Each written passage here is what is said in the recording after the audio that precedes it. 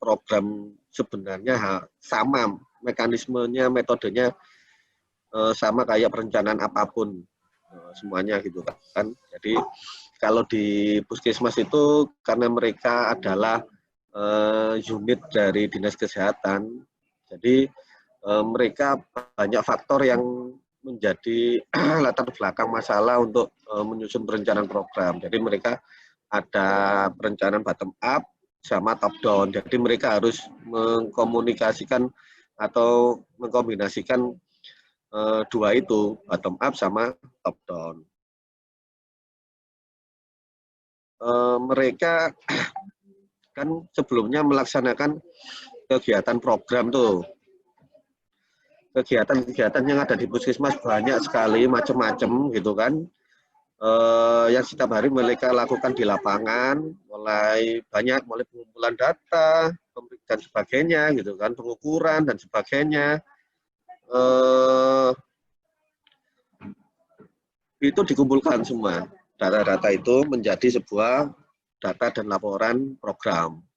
Itu pertama. Yang kedua, mereka juga mengumpulkan data itu berdasarkan pertemuan-pertemuan yang mereka lakukan di wilayah kerjanya. Misalkan ada namanya itu MMD, Musyawarah Masyarakat Desa. Itu sebelumnya mereka melakukan survei mawas diri, artinya melihat kemampuan masyarakat itu seperti apa gitu kan, sehingga diperoleh beberapa kondisi masyarakat, kondisi kesehatan masyarakat itu secara umum, kemudian disepakati penyebab masalahnya di MMD itu, di Musyawarah Masyarakat Desa. Artinya keterlibatan masyarakat di dalam perencanaan program di puskesmas itu difasilitasi melalui pertemuan, salah satunya MMD itu. Salah duanya, mereka bisa mengadakan lokakarya tingkat desa, lokakarya program masing-masing. Kalau MMD biasanya kan sifatnya umum tuh.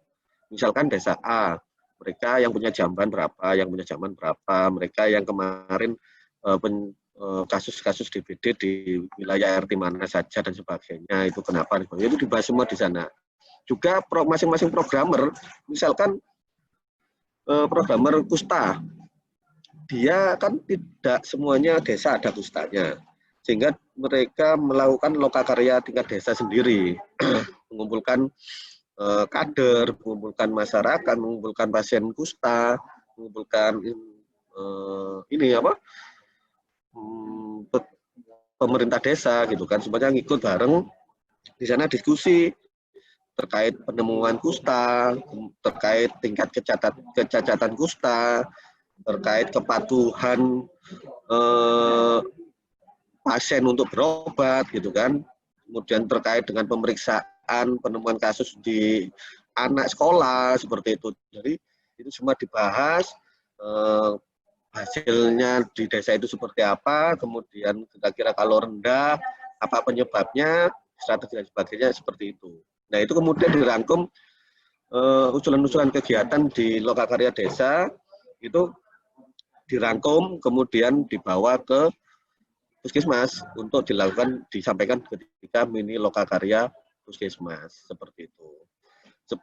Jadi di mini lokakarya puskesmas itu mereka biasanya lebih ke arah perencanaan yang sifatnya lintas program. Jadi puskesmas itu melakukan perencanaan lintas program itu di mini lokakarya puskesmas setiap bulan itu.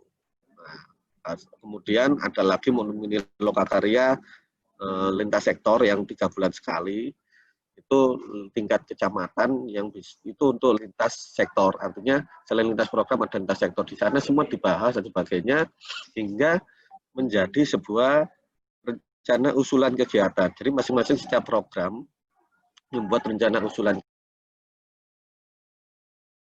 Mereka selain menyusun kegiatan, merencanakan kegiatan untuk puskesmasnya yang sifatnya bottom up, yang seperti saya ceritakan tadi, ada juga yang top down. Jadi mereka kan bawahannya Dinkes, bawahannya Dinkes Provinsi, bawahannya Kementerian Kesehatan. Jadi ada beberapa program nasional yang diturunkan hingga yang wajib dilakukan oleh puskesmas kegiatan-kegiatannya itu. Sehingga mau nggak mau mereka juga harus mencantumkan kegiatan-kegiatan itu di perencanaan programnya seperti itu.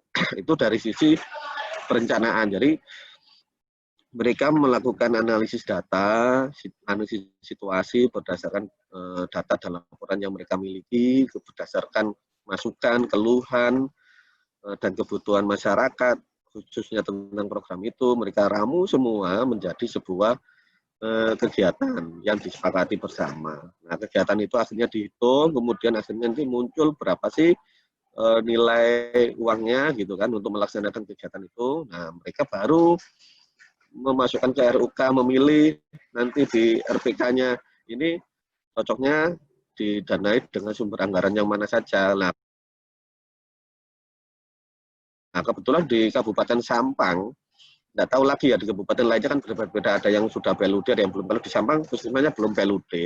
Jadi sumber anggaran puskesmas di Kabupaten Sampang ada 3, yaitu biaya operasional puskesmas yang bersumber dari PAD retribusi jasa umum mereka yang kita kembalikan ke mereka untuk operasional puskesmas. Kemudian ada BOK, DAK non fisik BOK yang dari pusat yang khusus untuk kegiatan-kegiatan yang sifatnya promotif preventif. Kemudian ada yang CKN, ya, CKN kapitasi yang dari BPJS yang langsung digunakan oleh puskesmas, lebih ke arah untuk khusus peserta saja.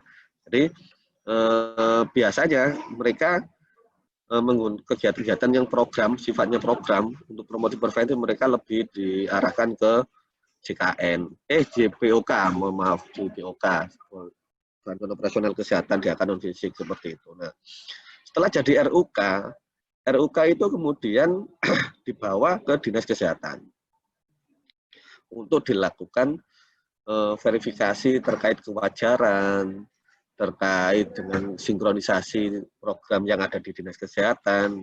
Jadi biasanya kalau saya di Dinas Kesehatan, kami mengundang programmer-programmer yang ada di Dinas Kesehatan, kita lakukan semacam desk review gitu, terkait usulan kegiatan puskesmas. Nah, di sana mereka diskusi untuk mencari tahu kenapa kegiatan itu prioritas tahun ini, kenapa kegiatan itu harus dilakukan tahun ini, termasuk kewajaran dari segi usulan anggaran. Di situ di kegiatan desa juga programmer Dinkes bisa menyampaikan kegiatan, artinya dalam tanda kutip titipan yang wajib dilakukan oleh puskesmas seperti itu terkait dengan pencapaian atau indikator kabupaten yang harus dicapai oleh puskesmas. Itu sih itu tahap perencanaan. Kalau sudah oke antara Dinkes sama puskesmas di RUK itu disepakati, baru kemudian kita masukkan, kita sampaikan ke dalam rencana kerja Dinas Kesehatan. Jadi satu, bahwa masing-masing puskesmas memiliki pagu anggaran BOP, BOK, JKN, yang itu masing-masing sudah ada rincian kegiatan masing-masing program dan unit layanan. Kita sampaikan ke Bapeda untuk ditelaah dan kita mendapatkan pagu indikatif untuk di Dinkes seperti itu. Itu yang tahap perencanaan. Nah, ketika nanti pagu indikatif itu sudah muncul, gitu, sudah disepakati, misalkan puskesmas A, BOP-nya dapat pagu sekian, BOK-nya dapat pagu sekian, JKN-nya dapat pagu sekian. Nah, itu nanti baru ke tahap penganggaran. Tahap penganggaran artinya mereka menyusun rencana kerja dan anggaran, RKA, sama kayak di manapun. Mereka menentukan rekening belanjanya, mereka mau dari misalkan program Puska, dapat pagu anggaran di BOK sebesar 100 juta gitu kan, itu mau dipakai untuk kegiatan apa saja, mereka balik ke RUK yang sudah disusun sebelumnya, tinggal dimasukkan jenis belanjanya, belanja bisa makan, minum, transport gitu kan, kemudian honor-honor, kemudian belanja barang dan jasa lainnya, seperti itu. Itu kemudian setelah jadi RKA, kemudian mereka disepakati menjadi dokumen anggaran, baru mereka bisa melaksanakan kegiatan itu di tahun berikutnya. Perencanaannya ada 2 tadi, jadi mereka posisinya ada di tengah-tengah. Jadi mereka juga dari bottom up juga top down. Jadi mereka tidak bisa serta-merta hanya bottom up saja, tapi mereka juga ada program-program kegiatan-kegiatan yang itu sifatnya regional maupun nasional yang wajib dilakukan oleh puskesmas. Saya kira itu sih gambaran umumnya.